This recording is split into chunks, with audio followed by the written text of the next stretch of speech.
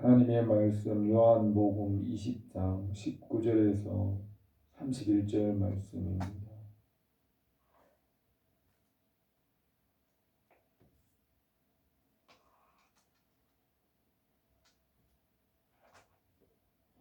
요한복음 20장 19절에서 31절 말씀 제가 봉독하겠습니다.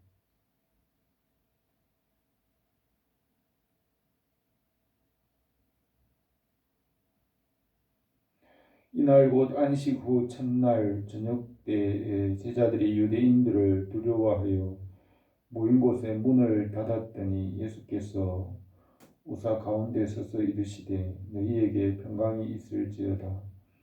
이 말씀을 하시고 손과 옆구리를 보이시니 제자들이 주를 보고 기뻐하더라. 예수께서 또 이르시되 너희에게 평강이 있을지어다. 아버지께서 나를 보내신 것 같이 나도 너희를 보내노라. 이 말씀을 하시고 그들을 향하여 숨을 내쉬며 이르시되 성령을 받으라. 너희가 누구의 죄든지 사하면 사하여질 것이요 누구의 죄든지 그대로 두면 그대로 있으리라 하시니라. 12 제자 중에 하나로서 디두모라 불리는 도마는 예수께서 오셨을 때에 함께 있지 아니한지라. 다른 제자들이 그에게 이르되 우리가 주를 보았노라 하니 도마가 이르되 내가 그의 손에 못자국을 보며 내 손가락을 그 못자국에 넣으며 내 손을 그 옆구리에 넣어보지 않고는 믿지 아니하겠노라 하니라. 여드레를 지나서 제자들이 다시 집 안에 있을 때에 도마도 함께 있고 문들이 닫혔는데 예수께서 오사 가운데 서서 이르시되 너희에게 평강이 있을지어다 하시고 도마에게 이르시되 내 손가락을 이리 내밀어 내 손을 보고 내 손을 내밀어 내 옆구리에 넣어보라. 그리하여 믿음 없는 자가 되지 말고 믿는 자가 되라. 도마가 대답하여 이르되 나의 주님이시오 나의 하나님이시니이다. 예수께서 이르시되 너는 나를 본고로 믿느냐 보지 못하고 믿는 자들은 복되도다 하시니라. 예수께서 제자들 앞에서 이 책에 기록되지 아니한 다른 표적도 많이 행하였으나 오직 이것을 기록함은 너희로 예수께서 하나님의 아들 그리스도이심을 믿게 하려 함이요 또 너희로 믿고 그 이름을 힘입어 생명을 얻게 하려 함이니라. 아멘. 요한복음 20장 마지막 부분입니다. 요한복음의 기록의 마지막 결론 부분이라고 할 수 있습니다. 요한복음 21장은 아마 요한이 추가로 기록한 내용으로 보입니다. 어쨌든 요한이 기록하고자 하는 내용은 요한복음 20장까지가 마지막 내용이었던 것 같습니다. 21장을 추가로 기록하고 본래 내용은 기록하고 요한이 계획했던 그 본래 내용은 요한복음 20장에서 끝이 나는 것 같습니다. 그래서 이 본문 말씀이 요한복음의 마지막 부분이라고 할 수 있습니다. 요한이 이제 예수님의 일생을 기록하고 예수님께서 이제 부활하신 것으로 이 복음서를 마지막 마무리하고 있습니다. 마지막 마무리하면서 요한은 이 요한복음을 기록한 목적을 기록함으로 요한복음을 기록한 결론 목적을 기록하면서 마무리하였습니다. 21장의 내용은 그 이후에 일어난 일을 추가로 일어난 사건을 기록하였습니다. 오늘 이 본문 말씀이 이제 예수님께서 십자가에 죽으시고 부활하시는 그 사건으로 예수님의 일생에 대한 마지막 마무리의 내용을 기록하고 있습니다. 예수님께서 십자가에 죽으시고 3일 만에 부활하시고 제자들에게 부활의 확신을 보여주시고 부활을 전하게 하시고 부활을 믿는 자가 되고 부활 신앙으로 살아가라고 하고 마지막에 이 책을 기록한 목적을 기록함으로 요한복음을 마무리한 것으로 보입니다. 안식 후 첫날에 저녁 때에 제자들이 유대인을 두려워하여 문을 닫고 모였습니다. 안식 후 첫날인데 예수님께서 부활하신 날입니다. 그 안식일 6월절 그 다음날 새벽에 예수님께서 부활하셨고 예수님께서 부활하신 이후에 제자들이 모였는데 이때부터 부활하신 이날부터 아마 주일날 제자들이 모이기 시작했고 그 이후로부터 아마 주일을 지낸 것 같습니다. 그 다음에도 주일날 모였고 그 이후로도 오순절에도 안식 후 첫날 모였고 또 초대 교회들이 항상 안식 후 첫날에 주의 날에 모이기 시작한 것 같습니다. 이것은 성령님께서 아마 그렇게 하신 것 같습니다. 안식 후 첫날에 그리스도인들이 모이도록 한 것입니다. 이것은 유대인들의 안식일과 다르게 비교하여 다른 날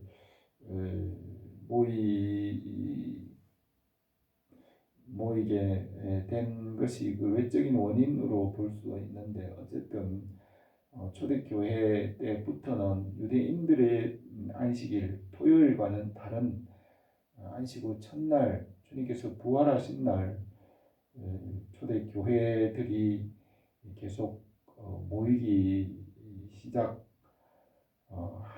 것입니다. 아마 이 안식 후 첫날 모임이 그 주일날 모임의 시작이 된 것 같습니다.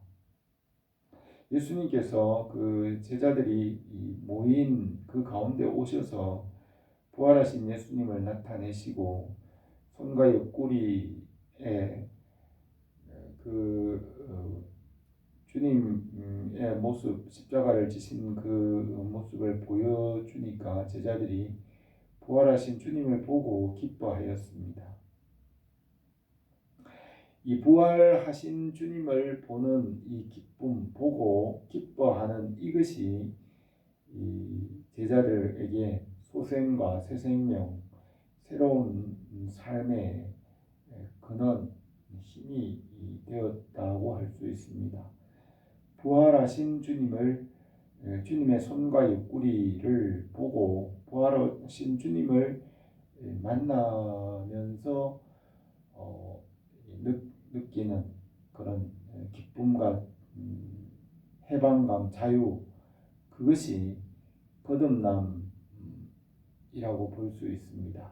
부활하신 주님을 만나는 그 기쁨, 자유, 해방, 부활하신 주님을 만날 때에 부활하신 주님으로부터 오는 그 능력, 부활하신 주님께서 주시는 자유, 해방, 그것이 중생과 거듭남, 새 생명이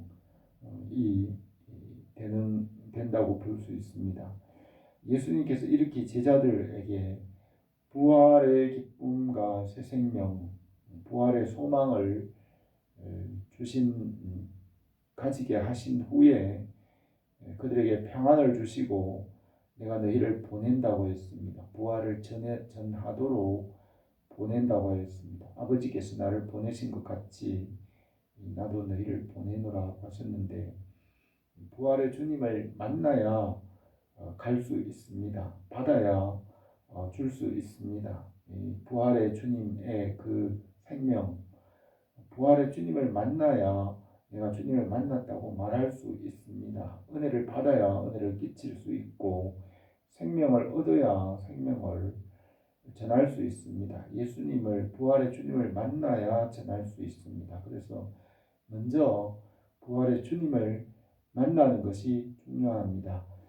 제자들이 부활의 주님을 만난 이후에는 내가 부활의 주님을 만났다고 전할 수 있습니다. 만나지 않은 사람이 전할 수 없습니다. 만나야 전할 수 있습니다. 은혜를 받아야 전할 수 있습니다. 하나님으로부터 생명을 얻어야, 능력을 얻어야 전할 수 있습니다. 받지 못한 사람, 경험이 없는 사람이 말할 수 없습니다. 제자들이 주님을 보고 기뻐하고 그 부활의 소망, 부활의 주님을 만났기 때문에 만났다. 내가 주님 만났다. 부활하신 주님을 만났다고 말할 수 있는 것입니다. 이 부활의 주님을 만나는 것이 바로 성령을 체험하는 것입니다. 이것은 성령 충만, 성령 세례 같은 것이라고 할 수 있습니다. 부활의 주님을 만나는 것, 성령 충만, 성령 세례, 이 복음 이것이 거의 동일한 의미로 쓰일 수 있습니다. 성령을 받으라. 너희가 누구의 죄든지 사하면 사하여질 것이요 누구의 죄든지 그대로 두면 그대로 있으리라고 하였습니다. 부활하신 예수님께서 죄사함의 권세를 가지셨고 그 죄사함의 권세를 성령 안에서 제자들에게도 주셨습니다. 그리고 부활을 믿는 사람에게는 이 죄사함의 권세를 주었습니다. 죄사함이라는 것은 죄가 사한다는 것은 죄가 사한다는 것, 이 죄의 문제는 하나님 아버지와의 관계를 말하는 것입니다. 하나님 아버지와의 단절에서 회복되는 것입니다. 죄가 있다, 죄가 없다는 이 문제는 하나님 아버지와의 관계에 있습니다. 왜냐하면 하나님 아버지께서 입법자이고 재판자이고 판단자입니다. 죄가 있다 없다는 하나님 아버지께서 결정하는 것입니다. 하나님 아버지께서 죄가 있다면 있고 없다면 없는 것입니다. 그래서 로마서에서도 바울이 하나님 아버지께서 죄 없다고 하신 자를 누가 정죄하리요? 라고 하였습니다. 하나님이 죄 없다고 했는데 누가 그를 죄 있다고 하겠느냐라고 하였는데 죄 없다고 하실 수 있는 분은 하나님 아버지 하나님 분이십니다. 그래서 죄 문제는 하나님과의 관계에 속한 것입니다. 하나님의 자녀가 되면 하나님과의 관계가 회복되면 죄가 없어지는 것이고 하나님을 모르면 죄가 있는 것입니다. 그래서 예수님의 십자가의 보혈을 믿는 순간 죄가 없어지는 그 순간 하나님 아버지와의 관계가 회복되는 것입니다. 하나님을 아버지라 부르고 하나님의 자녀가 되면 죄가 없는 것입니다. 그래서 여기서 우리가 누구의 죄든지 사하면 사하여질 것이요 누구의 죄든지 그대로 두면 그대로 있으리라 하신 이 말씀, 이 죄 문제는 하나님 아버지와의 관계입니다. 예수님을 믿고 죄사함을 받으면 그 죄사함 받은 증거는 하나님을 아버지라 부르는 것입니다. 하나님의 자녀가 되는 것입니다. 그래서 이 죄 문제, 죄사함의 문제는 순간적이고 일시단해성 순간적인 문제고 죄사함을 받는 순간 하나님을 아버지라 부르게 되는 것입니다. 이것은 죄사함의 문제는 계명을 지키는 문제와는 다른 것입니다. 이건 순간적이고 계명을 지키고 주님을 사랑하고 믿음으로 성장하고 자라고 열매 맺는 것은 시간적으로 계속되는 것이고 죄사함은 일시적인 것입니다. 그래서 성령 안에서 죄를 사할 수 있는 권세를 주셨습니다. 제자들도 예수님 부활의 주님을 본 순간 만난 그 순간 주님을 보고 기뻐하고 죄사함을 얻고 바로 부활의 주님을 전할 수 있었습니다. 이것은 순간적인 것입니다. 이것이 부활의 주님을 만나고 성령으로 구원받는 것입니다. 이렇게 그 자리에 디두모로가 하는 도마가 없었는데 예수님의 나머지 제자들은 도마에게 우리가 부활의 주님을 만났다라고 말하였습니다. 우리가 주님을 보았다. 부활하신 주님을 만났다. 이렇게 말하였습니다. 제자들이 부활의 주님을 만난 이후에는 사람들을 만나자마자 우리가 부활의 주님을 만났다. 부활을 전하는 자들이 되었습니다. 도마에게도 전하였습니다. 그래서 도마는 내가 그 손에 못자국과 손가락으로 옆구리에 손을 넣어보지 않고는 믿지 않겠다고 하였습니다. 도마는 부활하신 예수님을 믿지 못했습니다. 그래서 그 다음 주일날 모였을 때에 안식 후 첫날 제자들이 모였는데 아마 그때는 저녁이 아니고 아침으로 보여집니다. 아침에 제자들이 이렇게 모였을 때 어떤 면에서 주일 낮 예배 정도로 생각할 수 있습니다. 주일 낮에 이제 제자들이 모여 하나님께 감사드리며 안식일 대신 주님의 날로 모여서 이제 예배드리는 그 때로 생각이 됩니다. 그때 주님께서 그 예배의 자리에 찾아오신 것으로 볼 수 있습니다. 그 가운데 오셔서 너희에게 평강이 있을지어다 라고 하신 것은 예배 드릴 때 찾아오시는 그 모습으로 볼 수 있습니다. 그래서 그 예배의 자리에서 그 말씀 가운데 주님께서 믿음을 주시고 믿는 자가 되라고 하신 것으로 예수님께서 그 제자들 가운데 오셔서 믿음을 주시고 부활의 믿음을 주시고 믿음 없는 자가 되지 말고 믿는 자가 되라고 하였습니다. 사람은 두 종류의 사람이 있습니다. 이 세상에 있는 사람들 중에 믿음 없는 자와 믿음 있는 믿는 자가 있습니다. 믿음 없는 자와 믿음 있는 자 두 종류의 사람이 있는데 있는 자와 없는 자입니다. 예수님께서도 있는 자는 더 받아서 넉넉하게 되고 없는 자는 그 있는 것까지 빼앗기게 되리라 하셨는데 믿음으로 볼 수 있습니다. 믿음이 없으면 자기가 가진 것 이것이 내 건 줄로 알고 있는데 그것도 없어질 것이고 믿으면 그 믿음으로 인해서 다른 것도 더 큰 믿음으로 이르게 된다는 말씀으로 볼 수 있습니다. 그래서 사람들 중에는 믿음이 있는 자와 믿음이 없는 자 두 종류로 나누어질 수 있습니다. 이 세상에 있는 것들은 많이 가졌는데 보이는 것 많이 가졌는데 믿음이 없습니다. 그러나 가진 것은 조금밖에 없지만 그냥 이렇게 살아가지만 믿음으로 살아가는 사람 그것으로 인해 그 가진 믿음으로 인해 더 큰 믿음으로 나가게 됩니다. 그래서 이 믿음은 영원한 것입니다. 변치 않는 것, 영원한 것을 가졌습니다. 그러나 영원한 것이 아니라 헛된 것, 이 세상에 있는 헛된 것, 사라지는 것만 가지면 사라져버리면 없어지는 것입니다. 그래서 예수님께서 도마에게 말했습니다. 믿음이 없는 자가 되지 말고 믿음 있는 자가 되라. 믿지 않는 자와 믿는 자 두 종류의 사람이 있습니다.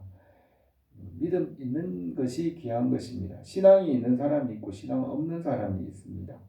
이 세상에 있는 지식들, 재주나 능력 이런 것은 많아도 믿음 없는 사람이 있습니다.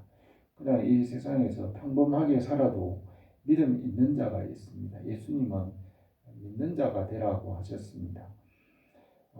그때 도마가 주님을 믿었습니다. 주님 나의 주님이시며 나의 하나님이십니다. 예수님께서 보지 못하고 믿는 자가 복이 있다고 하셨습니다. 예수님께서 이 제자들 앞에서 이 책에 기록하지 아니한 다른 표적도 많이 행하셨으나 오직 이것을 기록함은 너희로 예수님께서 하나님의 아들 그리스도이심을 믿게 하려 함이요 또 너희로 믿고 그 이름을 힘입어 생명을 얻게 하려 함이라고 하였습니다. 이것이 요한이 이 요한복음을 기록한 목적을 결론적으로 요약하고 있습니다. 예수님께서 다른 표적들도 많이 행하셨는데 제가 보기로는 이 요한복음을 보면서 사도 요한이 주로 이 절기에 일어난 이 사건들을 주로 발췌해서 선택해서 기록한 것으로 보입니다.